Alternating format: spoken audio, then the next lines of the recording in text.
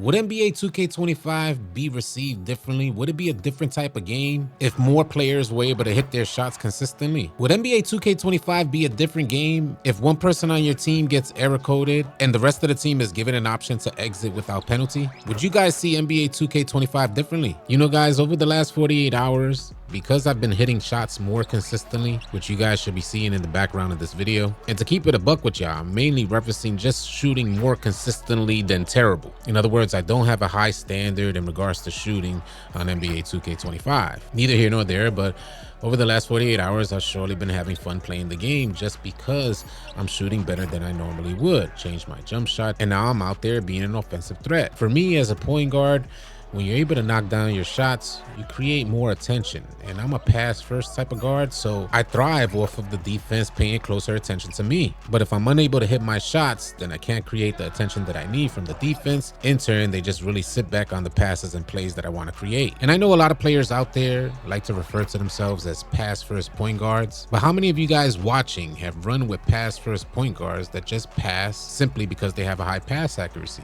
Oftentimes, they're not creating plays. Oftentimes, they're passing for you to create a play. There ain't nothing necessarily wrong with that, but me personally, I like to set up my teammates for a shot or a drive. I like to set up my teammates to convert off the pass. And for me, that works a lot easier when I'm knocking down my shots. One of the main things that even sparked this conversation is I was on the game yesterday, and the good homie AllCity OG, discouraged and disappointed with his gameplay performance, frustrated with the inconsistencies in shooting. In a party chat, he says NBA 2K25 would be a completely different game if they just let us hit our shots. And maybe some of you guys watching could get a real feel when I describe how he said it, because the tone of his voice came from a place that's already gotten past the anger. It came from a place where you could tell he was trying to understand the shooting but couldn't create logic behind it. A discouraged place as a 2K player. And I just resonated with that. The highs and lows, the ebbs and flows of 2K25. There's some players out there who play for the win, and no matter their gameplay performance, they're happy they just got the win. But some of us are not one of those people. With so much to learn on NBA 2K25 in regards to dribble combinations leading into a shot, leaners, expanding on your finishing options, creating plays as a point guard, there should always be room for gameplay advancement. So when I'm out there on the court, we getting these dubs, I got a 70+ win percentage. Oftentimes on NBA 2K25, even the wins feel like L's. Oftentimes I'm out there seeking progression or advancement in gameplay, and I'm made to feel like my gameplay has regressed. I'm doing nothing different than the day before. But on this day, I can no longer knock down the shot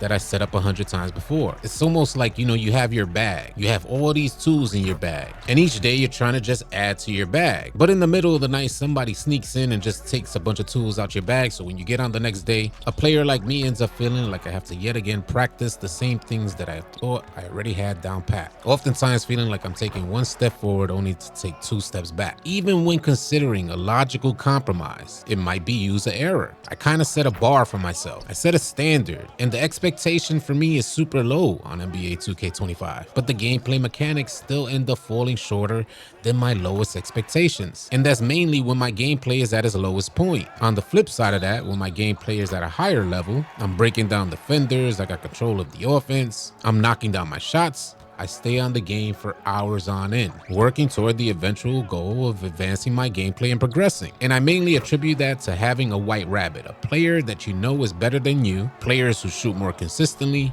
those players who end up creating plays that you yourself probably wouldn't have even seen evolve. That white rabbit, something to strive for. Over the last 48 hours, I've been having this experience on NBA 2K25, and it feels good. And if I was to gauge my experience on NBA 2K25 over the last 48 hours, rating NBA 2K25 from 1 to 10, I would have to go with either a 7 or an 8. Prior to the last 48 hours, I would have to go with like the lowest possible, a 1 or a 2, one of the worst 2Ks of all time. It's like NBA 2K25 is teetering on the line from being a good and bad game. But my overarching experience on NBA 2K25 is that it's so inconsistent. We recently learned about engagement optimized matchmaking, and we found out that these inconsistencies are intentional. And for the life of me, I can't seem to understand why 2K thinks it's in their best interest to intentionally consistently frustrate players. Like I mentioned earlier, when I get to that level of frustration, I just log off, I disengage. Maybe some other players out there, 2K, taking advantage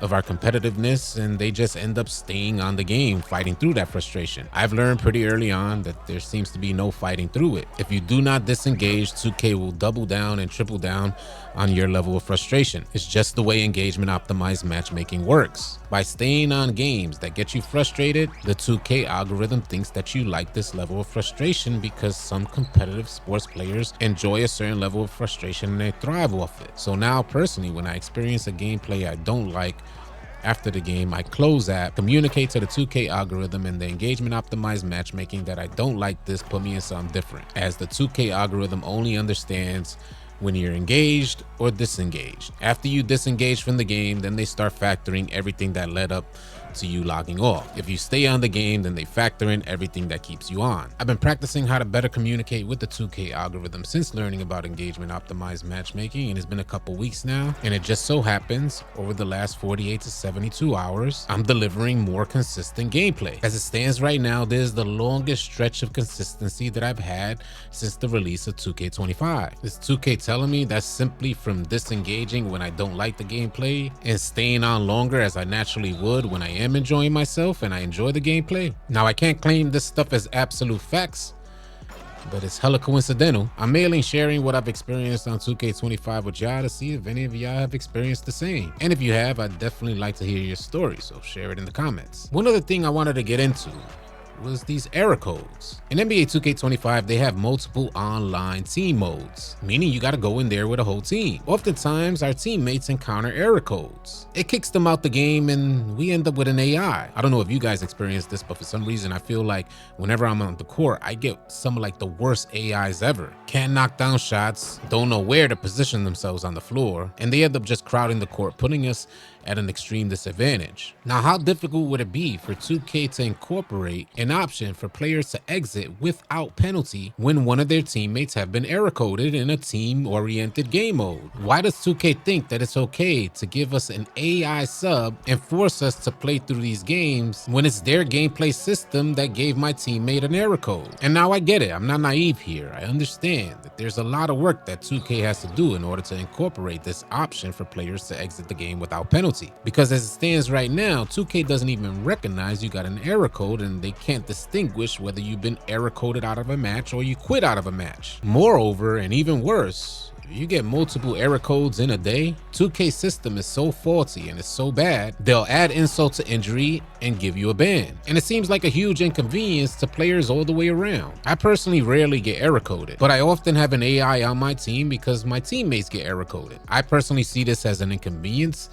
But now the player on the other team who has an AI guarding him, that man is finna take a nap in the corner because it's so boring. He can't take backdoor cuts. He's unable to shoot on the AI. Try to set a screen on the AI got diamond pick dodger. And because of this one error code, multiple players on the court are affected, dissatisfied with their gameplay experience. And if you play the rec center, that's like 20 to 30 minutes of your life. We can't quit out because then we run the risk of getting banned. 2K doesn't give us an option to exit without penalty. When we go to play online, it is our goal to play against other people. If we wanted AIs on the court, we'd go to my career. All I'm saying here, I'm asking 2K to give us an option. I loaded up with my squad. We mainly run a zone defense and a structured offense. If we lose one of our teammates due to an error code, it completely changes the way in which we like to play the game. I'm also asking 2K, you should start being able to understand which error code applies to a ban. An error code generated by your system or lack thereof, players should not be penalized for. I'll keep my fingers crossed that 2K could get this stuff together. As always, I'm curious to hear your thoughts on this, so share them in the comment section below. If any of you guys are new here, consider dropping a like and a sub on your way out, and I'll catch you guys on the next video. Easy, y'all. If you guys are tired of running with randoms and you're looking for players to run with on NBA 2K, come on out and join the AllCity 2K Discord. The link will be in the description below. Find players and get runs now. Drop a like and drop a sub on your way out. Leave your thoughts and comments in the comment section below. I'll catch you guys on the next video. Easy, y'all.